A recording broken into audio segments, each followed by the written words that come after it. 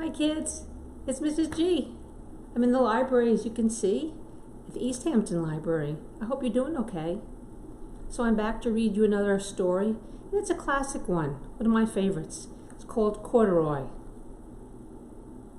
It's by Don Friedman, and I thank the publisher Penguin Random House for allowing me to read the story.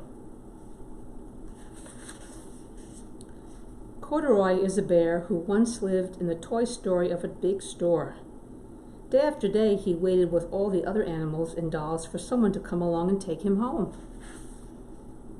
The store was always filled with shoppers buying all sorts of things, but no one seemed to want a small bear in green overalls. Then one morning, a little girl stopped and looked straight into Corduroy's bright eyes. "Oh, Mommy," she said, "look, there's the very bear I've always wanted." "Not today, dear," her mother sighed.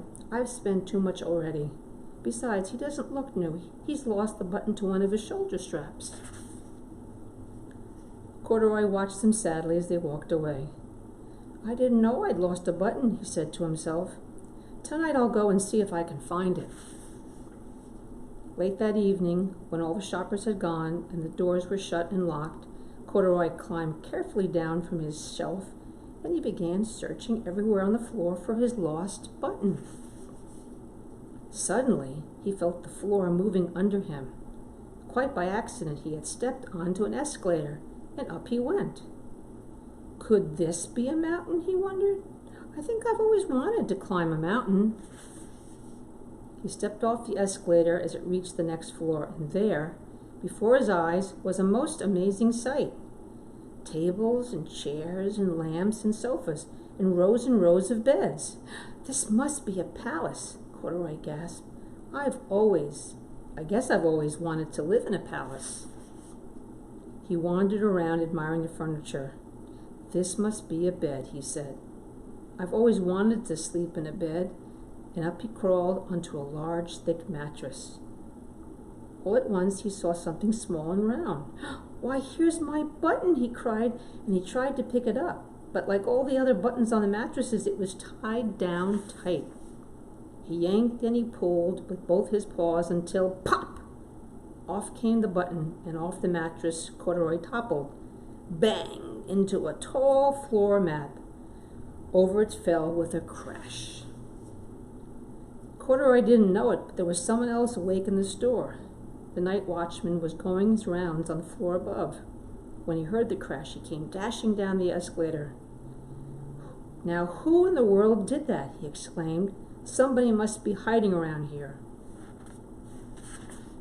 He flashed his light under and over sofas and beds until he came to the biggest bed of all, and there he saw 2 fuzzy brown ears sticking up from under the cover. "Hello," he said. "How did you get upstairs?" The watchman tucked Corduroy under his arm and carried him down the escalator and set him on the shelf in the toy department with all the other animals and dolls. Corduroy was just waking up when the first customers came into the store in the morning, and there, looking at him with a wide, warm smile, was the same little girl he'd seen only the day before.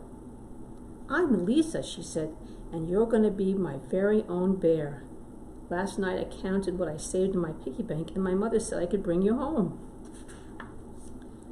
"Shall I put him in a box for you?" said the saleslady. "Oh, no, thank you," Lisa answered, and she carried Corduroy home in her arms. She ran all the way up 4 flights of stairs into her family's apartment and straight into her own room. Corduroy blinked. There was a chair and a chest of drawers, and alongside a girl-sized bed stood a little bed just the right size for him.